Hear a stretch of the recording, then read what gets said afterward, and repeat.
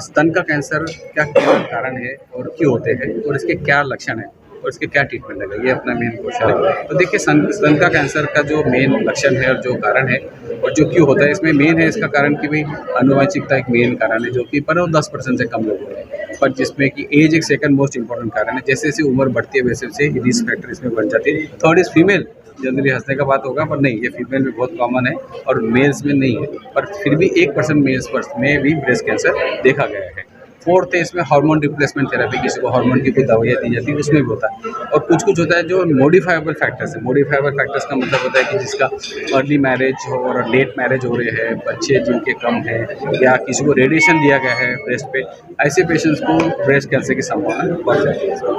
अगर हम सिम्टम्स की बात करें या जो उसके लक्षण की बात करते हैं, तो मेन जो लक्षण है इसमें वो है स्तन में गांठ होना। जनरली ये गांठ पर इसको लोग नज़रअंदाज कर देते हैं, स्तन की गांठ को, और ये गांठ लगातार बढ़ रही है या निप्पल में से खून जा रहा है, निप्पल अंदर की तरफ हो गया है, स्किन पे अल्सर आ गए हैं, लाल चट्टे आ रहे हैं चमड़ी पे, बगल में गांठ हो रही है, तो ये संभावना ब्रेस्ट कैंसर की, स्तन के कैंसर की हो सकती है। और अगर ऐसा कोई भी लक्षण दिखता है तो मेरी सलाह रहेगी कि अर्लीस्ट जल्दी से जल्दी अपने स्पेशलाइज्ड डॉक्टर से मिले।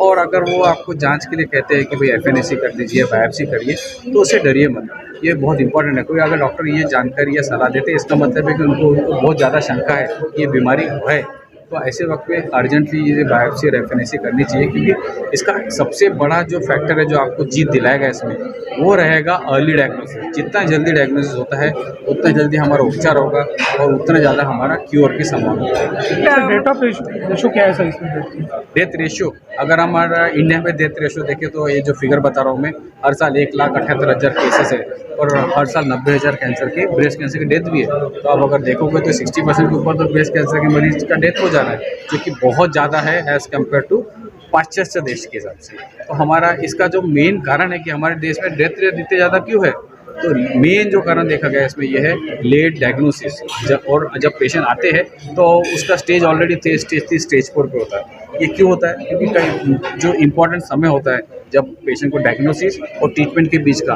उस समय पेशेंट भटक जाता है और कुछ अलग ट्रीटमेंट ले लेता है, उसके कारण काफ़ी लेट हो जाते हैं। तो मेन जो ट्रीटमेंट है उसका होता है सर्जरी, और किसी पेशेंट में कीमो या किसी में रेडिएशन की भी जरूरत होती है। तो सर्जरी बहुत इंपॉर्टेंट ट्रीटमेंट है, और हो सके तो जब तक इसको कैंसर के जो सर्जन है वो करते हैं तो उसके रिजल्ट्स काफ़ी बेहतर है।